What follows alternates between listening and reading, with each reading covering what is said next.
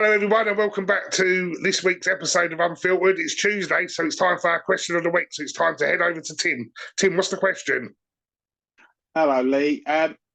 If you watched Battleground on Sunday night, you'll know that Trick Williams lifted the TNA World Heavyweight Championship. So my question to you, Lee, is who is benefiting more from the NXT TNA crossover?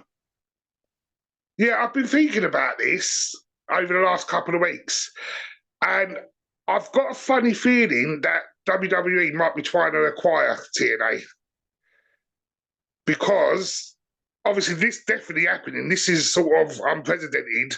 Over the only time I can think of something similar was Ric Flair winning the WC title to WWEF at the time, but they blurred all that out, so they weren't really mentioning it. But lately they're using TNA guys. We've had Joe Hendry turn up since last year, really.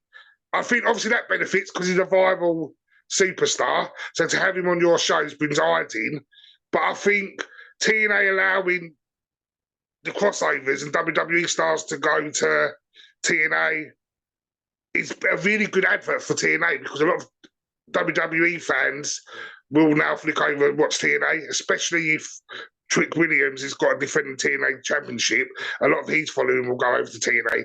So at the moment, I feel like it's benefiting TNA much more than it's benefiting WWE because it's a massive advert for them. And other than they might try and buy them down the line, I can't really see the big financial gain for WWE at the moment.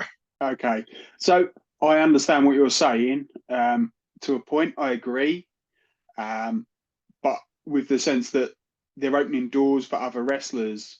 If you remember, Jordynne Grace was the TNA Knockouts World Champion when she was involved in the Royal Rumble last year. She joined after that event. Naomi was another one that joined from TNA. I don't think this is a case that they're going to buy out. I think almost to a point they're cherry picking the best talent. As soon as Joe Hendry's contract is up with TNA, he will almost certainly sign for WWE. WWE are very much hard on him. They love him. He sells great merchandise. He's a great advert. His look is amazing as well. If you think he is like chiseled, he's almost the perfect look for what you want a wrestler to be like. So, yeah, I expect this one to be one of those cases. Can I just ask, though, because of over the years, they've done this anyway, people flitted between TNA and WWE. Do you think WWE coming into the partnership is just to make that process a whole lot easier? To a point, I think that's the case. I mean, what you're getting with appearing on NXT is that you are now going through what the WWE consider their production values. You can be a wrestler that's wrestled for 10 or 15 years, but you still haven't wrestled the WWE way until you walk through that door. NXT gives you that opportunity. So I think that's where you need to go. I think for WWE, what it allows some of those fringe wrestlers to go out and have some time wrestling on a different card, wrestling with different people, learning new skills, and then coming back and trying to implement it for a WWE match, which works for both parties as far as I'm concerned. Going to creative, because obviously there must have been obviously a big discussion about Trick winning the title. But then how do you then make sure your brand's still protected? Because obviously this was a reason why Vince done the screw job with Brett, because he didn't want his title going to a rival show. A rival company's allowed a wrestler from a rival company to be their champion. I think you'll find that Trick Williams is a transition champion. He won't be there for very long. They'll move it on to somebody else, I would have thought. It saves Joe Hendry then losing to somebody from his own company, so he'll have a little bit more momentum. I think that works out. If you remember, there we all say it, during the time when we had no fans in the arenas, AEW and Impact worked together, and Kenny Omega held both the AEW World Championship and the Impact World Championship, and he was flitting on both shows, so it can be done, especially in the modern era. So I don't expect this to be a big problem. For Trick Williams, it will give him some exposure to other wrestlers. I imagine he'll probably drop the belt to somebody like Moose which is where it makes sense. But I think it allows wrestlers to start learning new skills. That not then taken away from what the idea of the performance centre is? Because isn't that? And I know like WWE have now set up this ID scheme as well, so that where they're allowed indie wrestlers to come under their umbrella again to give that experience and stuff. Is that sort of what they're not doing with TNA in a glorified way? So, while I answer that question, I'm going to give you some numbers. I think this is important to give some sort of context. Since the start of 2024, 33 NXT wrestlers have appeared on TNA television programs. So that's some serious amount.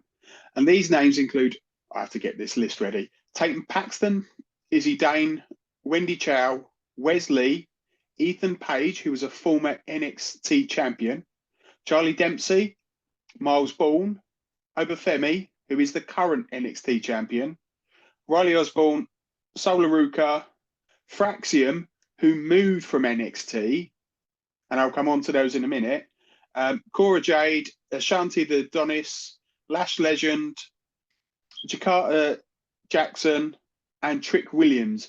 And these aren't small names. These are huge names in the industry that have warranted like some exposure, and they're there to help improve. Now, TNA's flip side to that is only 14 talents have turned up. And that includes Jordine Grace, who signed for WWE afterwards, Joe Hendry, who had a WrestleMania match, Zach Wines, Trey Miguel, Rosemary Hammerstone, Ash by Elegance, Kazarian, Masha Slamovich, JDC, Moose, Elijah, who used to be known as Elias. He was on there just a couple of weeks ago. And of course, you had the Hardy Boys. These aren't small names. They're helping elevate the wrestling industry on NXT. So why would you not want to interact with these people? Yeah, it makes sense. And we've kind of saw this in the past as well with ECW. WWE or F at the time or whatever worked really well and close with ECW, and stars would always flitter between shows. So like you said, it can be done. And we know with Triple H, especially over the last year or so, he's very, very open to working with people.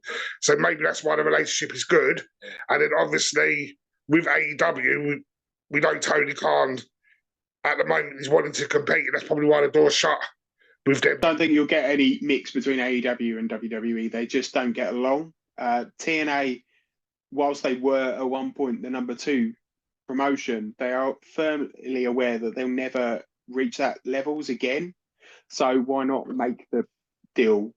The plus side with getting Trick Williams on the show is they'll get more eyes on the prize. He's a popular young lad. He will be showing more eyes on the Impact program because he's going to have to turn up. He's not going to be expected just to turn up every so often. He'll have to appear on TV from time to time. So this is a good thing for TNA. They will definitely benefit from it. And people like Trick Williams, who a year ago probably could have made the move to the main roster, will now benefit from going and wrestling other people before he goes up to the main roster. See it ever though getting to a point where maybe WWE will want to take control of TNA. Maybe not purchase, but if you're sending stars over, then obviously creatively you're going to have a massive input. No, I don't think that's necessarily the case. There's some more numbers for you that will blow your mind. Okay, there have been 52 matches that have involved TNA and NXT wrestlers against each other, whether that's one-on-one matches, triple threats, or tag matches. Of that outcome, 32 of those have been won by TNA. So TNA are winning the more matches. This is what's happening. WWE have won 20 and only one has been a non-contest, which, bearing in mind how much WWE like a DQ finish, that is a very big surprise for me. You had Riley Osborne actually involved in an Ultimate X match. This is a sole TNA old school match, and they brought an NXT guy through to that match. So that says that's definitely it. 7 TNA wrestlers have challenged for NXT titles. That's a crazy stat. That means that TNA guys are coming over to NXT and challenging for that belt. They're not winning it, but they're challenging it, which means they're showing that they're on the same level. So it is a possibility. Oberferry beat Moose at Roadblock. The Hardys, who are at the time the TNA Tag Team Champions, beat Fraxium just before WrestleMania, about 6 weeks before WrestleMania, as we now see them on SmackDown. So that tells me that WWE got something out of that to be able to show what Fraxium are, or whether Fraxium are ready to go up to the main event. That's crazy. But also going by what you've just said, like TNA have got a lot of control because of the numbers. So going back to your question at the start, who's benefiting? Yeah, there is a bit of benefit for WWE, but it sounds like TNA are benefiting massively. I think you'll look to see when the stars leave TNA and end up at WWE, that's when WWE will benefit. Jordynne Grace had a match at Battleground on Sunday, and she looked like she'd been wrestling in the WWE style for ages. So it's worked out. Her coming over before she signed her new contract shows that it has worked. So from what you're saying, you think the relationship is wrestle sort of TNA combined together so you can get the WWE production style. Then when you're ready to leave TNA, you're good to go at WWE and you haven't got to go through all that process again. So therefore that benefits WWE in the long run because they haven't having to spend all their time training these stars up because they've had that exposure. Yeah, and the short-term winners are TNA because they're getting extra eyes on the product. Yeah, no, that makes a lot of sense after that. I just think it's crazy overall because I would never have thought we'd be in an era where other stars are winning other brands' championships. No, neither would I. It's crazy. Having watched the Joe Hendry Trick Williams match, the intro that was done at the beginning, talking about the TNA title, was done by AJ Styles, who is a WWE wrestler. So they're getting something out of it. No, 100%. Well, Tim, that was a fascinating conversation, and I look forward to reviewing Raw and SmackDown with you next week. Yeah, absolutely, Lee. I'll speak to you next week.